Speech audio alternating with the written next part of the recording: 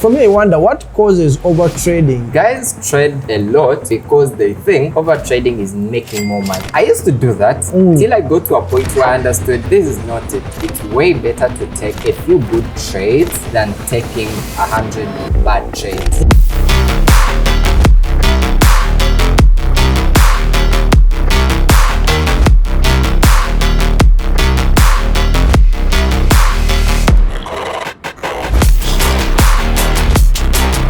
We are back to Yingindeo tumekuja. I don't know how they say that in Shona, but right. I don't know how they say it, but yeah.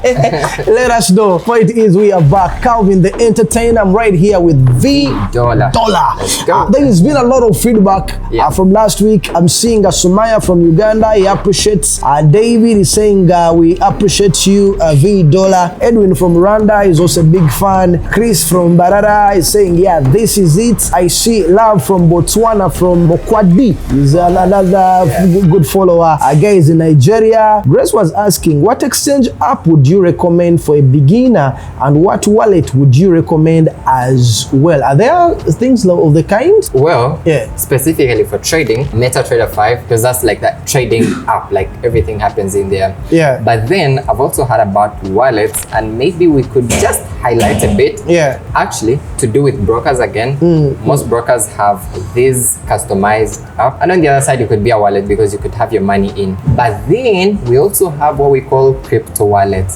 So I think this could also be a thing because most traders, forex traders, are still familiar with like crypto wallets or wallets because you want where you're going to keep your money, or where you can easily transfer or transact and do everything. Yeah. So I'll still insist on MetaTrader 5 because like that's the one trading platform for each trader. Then we also have what we call TradingView. That's quite a bit of your analysis and all that kind of stuff. Nice. How often do you conduct live sessions? There's someone who is an ardent follower for these sessions. This is Levin Wambui, must be Kenyan. Yeah. So I actually do live trading sessions every Mondays, 2 p.m. East African time. Okay. On YouTube with like 2,000 people on a live session. We analyze, we make money together. If we take a loss, we are all together. So I be real and show them what's happening. Yeah. Someone here this is Bamba Ismail, who was saying it's amazing how you don't try to use indicators. What are indicators? Yeah, so indicators, let's call them, I would say, tools that are going to help you predict the price movement. Yeah. So when you're analyzing, you could actually have this on. I'll give an example. We have some called, say, the moving averages and many more. Yeah. So what happens is you're going to add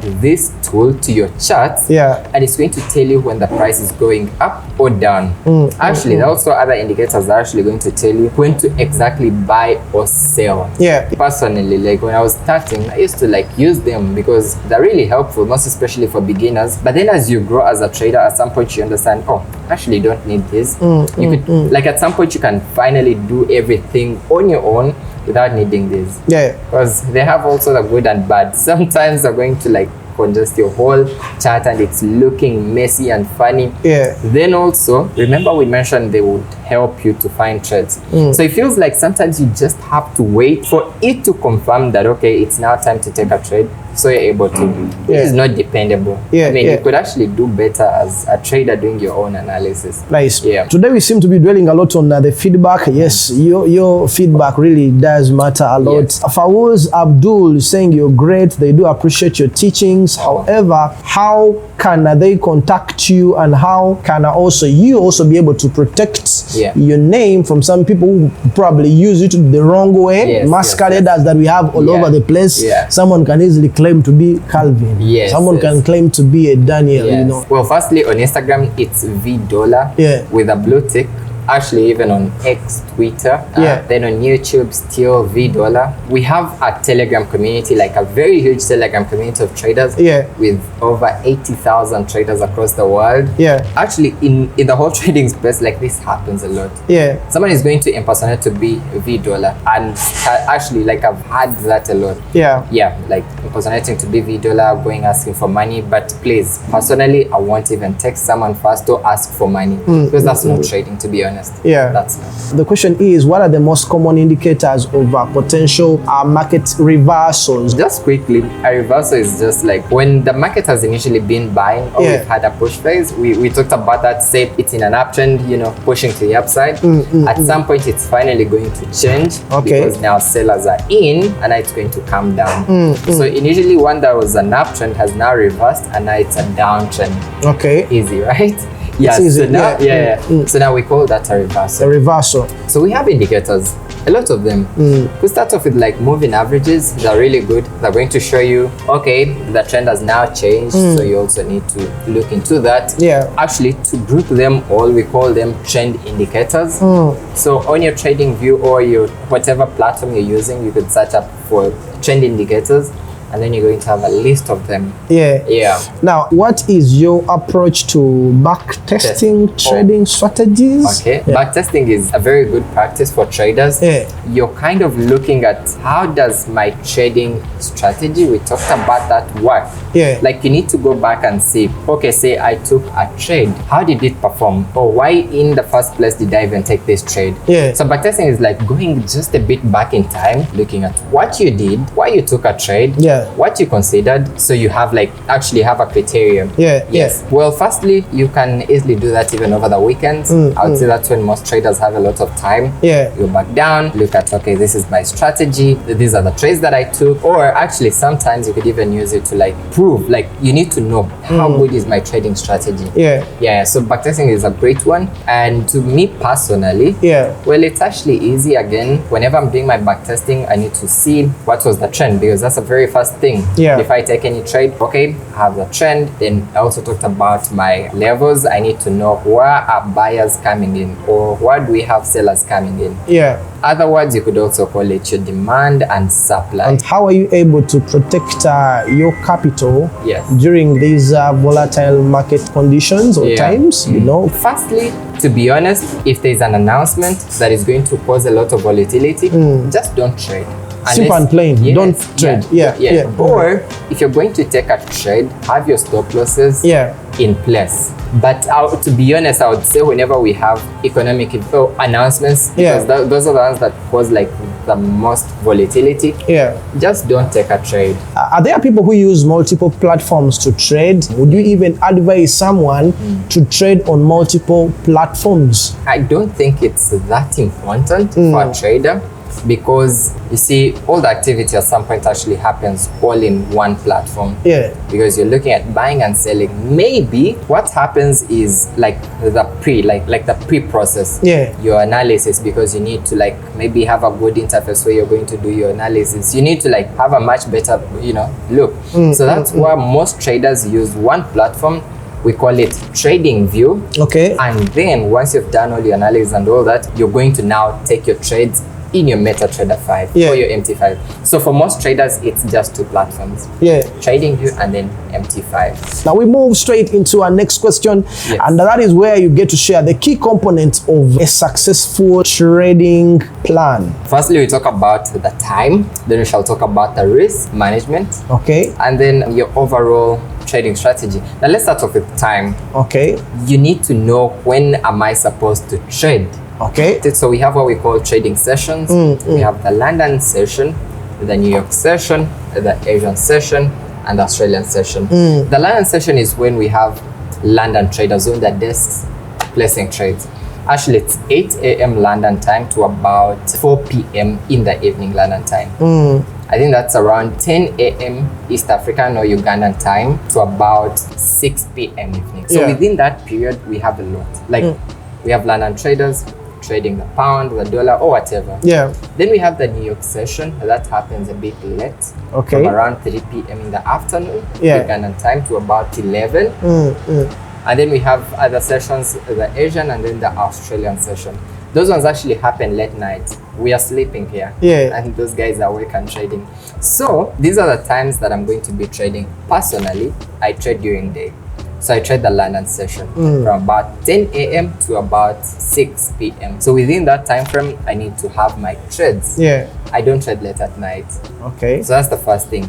Then next up with your plan comes down to risk. We mentioned it some time back. Trading with no risk management is gambling. Yeah. So you need to know, okay, this is the number of trades that I have to take in a day. Okay. Personally, I only take one, on a maximum 2. For me, I wonder what causes overtrading and how are you able to manage that? Yes, for me, it has to be twice or once a day and I'm done. Yeah. Guys trade a lot because they think overtrading is making more money. It's going to make them more money.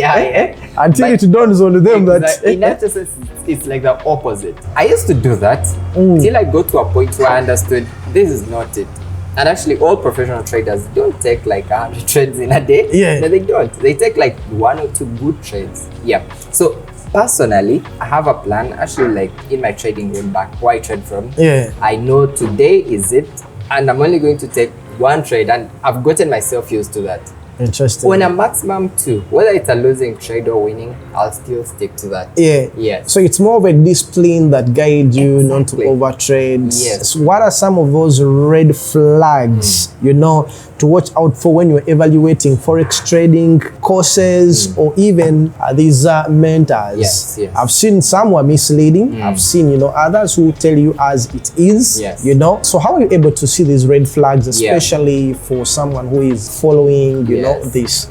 Starting off, it's with the mentor. Yeah. Or the person running that academy, or that person who claims to teach. I think firstly, trading is much more of a business where all the successful traders portray a lot of lifestyle, I don't know, bought a car, whatever, you know, kind of stuff. Actually, to think about it, anyone could do that. Anyone could buy a car and claim they bought it off forex trading. Yeah. Right? Or they could do this or that. So personally, I'll only look out firstly for, is that track record? Can we see their story? Yes. Yeah. The story. Yeah. And the results. Yes. Because someone could maybe get money from any other, I don't know, business or something, and they'll claim, oh, I made this off for trading. Yeah. Let me give an example. Personally, I've documented my journey from day one. Yeah. Making $10, losing $10. Yeah. Young. Till a point where I've been able to like make $10,000 in like a day. And more to that, I have a track record of like over say 1,000 students. Yeah. People that have gone through me, learned from me, and most interestingly, results. I think testimonials is also like something important. Well, Daniel has done it for himself, but has anyone learned from Daniel and, you know, been able to make money? Yeah, so I think that's really, really important. How do you incorporate risk management strategies in your daily trading routine? We have what we call a risk to reward system. Okay. It's actually, again, bringing it back to like what we talked about, our stop losses and take profit levels. Your risk to reward is much more of like, how much do I want to risk in one single trade and how much do I want to make in return? Yeah. Right? Say I have an account of about $15,000 and in a single trade I would say, oh, I'm ready to risk $500, right? But I want to make $1,500 in return. Yeah. In actual sense, I'm risking 1 to make 3.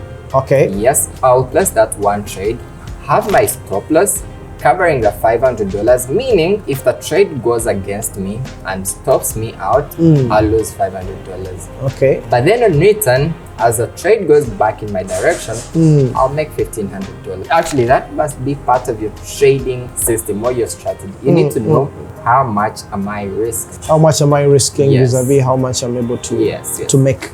Nice. As we come towards the end of today's episode, what is that takeaway you have for our audience and the persons who are watching? Key takeaway, I would say, overtrading is a bad habit in trading. It's like a vice. Yeah. So I'll come back down to, it's way better to take a few good trades than taking 100 bad trades. Yeah. Yes. Back to what I mentioned, taking like 1 or 2 trades is honestly enough for the day.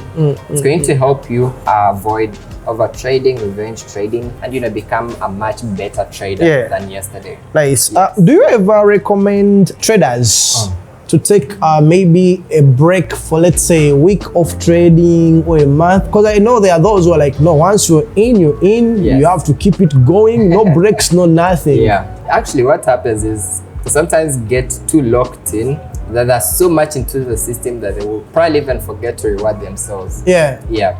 I mean, take some time off. I think it's important to take breaks. I mean, 100%. If God took a break after creating the world, he took at least a day to rest, you know? Yeah. Who are you? Yes. Paper chaser, don't rest. Yeah? Yeah. That brings us to the end of today's episode. Forex Flex it is. The name is Calvin, the entertainer. With the $V. We'll see you guys on the next episode.